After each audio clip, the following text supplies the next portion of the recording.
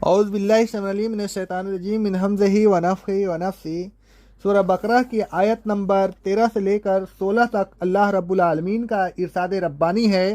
اور جب ان منافقین سے کہا جاتا ہے کہ اس طرح ایمان لاؤ جس طرح اور لوگ ایمان لائے ہیں، تو کہتے ہیں کیا اس طرح ایمان لائیں جس طرح بے وقوف لوگ ایمان لائے ہیں؟ خبردار یہی لوگ بے وقوف ہیں لیکن انہیں اس کا علم نہیں۔ اور یہ لوگ جب ایمان والوں سے ملتے ہیں تو کہتے ہیں کہ ہم ایمان لائیں، اور جب اپنے شیطانوں کے پاس تنہائی میں ہوتے ہیں تو ان سے کہتے ہیں ہم تو دراصل تمہارے ساتھ ہیں، ہم تو مومنین سے مذاق کرتے ہیں۔ اللہ عنقریب ان کو اس مذاق کی سزا دے گا، لیکن ابھی نہیں، ابھی تو وہ ان کو ڈھیل دے رہا ہے اور یہ اپنی سرکشی میں اور بہک رہے ہیں۔ یہی وہ لوگ ہیں جنہوں نے ہدایت کے بدلے گمراہی خریدی، لیکن اس تجارت نے ان کو کوئی فائدہ نہیں پہنچایا، دنیا بھی نہیں ملی اور ہدایت سے بھی محروم رہے۔ منافقین کا ایمان محض فریب اور دھوکہ تھا، وہ نہ اسلام کے خیرخواہ تھے اور نہ مسلمین کے۔ جب ان سے کہا جاتا کہ تم بھی اسی طرح ایمان لاؤ جس طرح اور لوگ یعنی صحابہ کرام رضی اللہ تعالیٰ عنہ ایمان لائے ہیں، تو کہتے تھے کہ کیا ہم بے وقوفوں کی طرح ایمان لائیں؟ ان کی حالت بالکل ایسی ہی تھی جیسی آج کل کے دنیا داروں کی، جو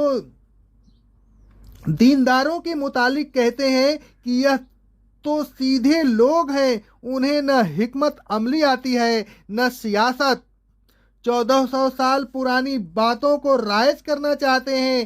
یہ دنیا اور دنیا داری کو کیا سمجھیں؟ تہذیب و تمدن سے انہیں کیا واسطہ ہے؟ یہ کیا جانے کہ دوسری قوموں سے کس طرح تعلقات قائم رکھی جاتی ہے، کس طرح ان کو اپنا دوست و حامی بنایا جاتا ہے، کس طرح اپنی عقل و فراست سے ان کی سازشوں کو ناکام بنایا جاتا ہے۔ یہ سب کچھ ہم جانتے ہیں۔ ہمارے کاموں میں جو مصلحت ہوتی ہے وہ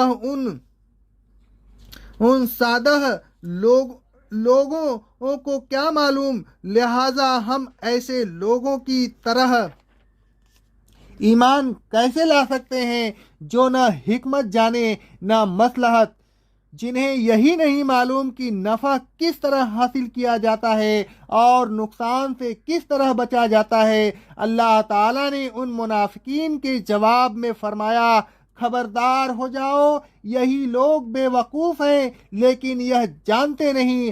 اگر واقعی ان لوگوں میں عقل ہوتی تو اپنی آخرت کو خراب نہ کرتے۔ جو شخص فانی دنیا کی خاطر باقی رہنے والی آخرت کو قربان کر دیتے ہیں، اس سے زیادہ وہ بے وقوف کون ہو سکتا ہے؟ لیکن انہیں اس بات کا شعور نہیں کہ تھوڑے سے موہوم فائدہ کی خاطر وہ کتنا بڑا نقصان مول لے رہے ہیں۔ ان کے دھوکے اور فریب کا یہ حال تھا کہ جب مومنین سے ملتے تو کہتے ہم تو ایمان لے آئے ہیں، اور جب اپنے بہکانے والے یہودیوں کے پاس جاتے تو ان سے کہتے کہ ہم تمہارے ساتھ ہیں، مومنین سے تو ہم مذاق کرتے ہیں۔ اللہ تعالیٰ نے فرمایا اللہ ان کو عنقریب اس مذاق کی سزا دے گا، فوری عذاب میں اس لیے مبتلا نہیں کرتا کہ انہیں مہلت دے رہا ہے۔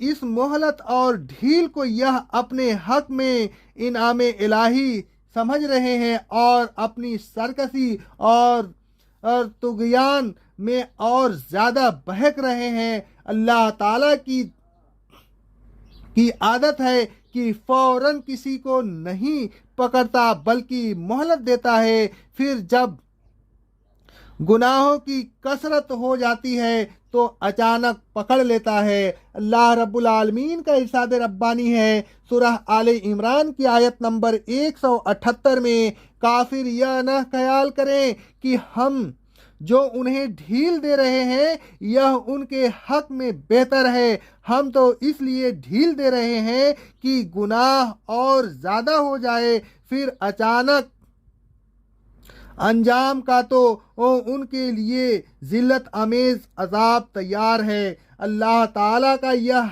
रहम व करम है कि पहले ढील देता है, फिर गुनाहों की ज्यादती के बाद पकड़ता है। होना तो यह चाहिए था कि उस मोहलत की ज़माना में यह लोग तौबा करके अजाब इलाही से बच जाएं, लेकिन उन्होंने ऐसा नहीं किया। अब सिवाय अजाब के और उनके लिए क्या है। अगर अक्सर यह भी होता है कि मोहलत के ज़माना में अल्लाह ताला अपनी नेमतों के दरवाजे खोल देता है। सरकशी लोग यह समझते हैं कि अल्लाह ताला उनसे खुश है, वह इस ख्याल और उन नेमतों में मगन हो जाते हैं कि नागहानी तौर पर अल्लाह ताला का अजाब आ जाता है। अल्लाह रब्बुल आलमीन का इरशाद है सूरह अनआम की आयत नंबर 44 में, जब काफिरों ने उस नसीहत को जो उन्हें की गई थी भुला दिया तो हमने उन पर हर चीज़ के दरवाजे खोल दिए, हत्या कि जब वह उन नेमतों में मगन हो गए तो हमने उनको अचानक पकड़ लिया और वह मायूस होकर रह गए।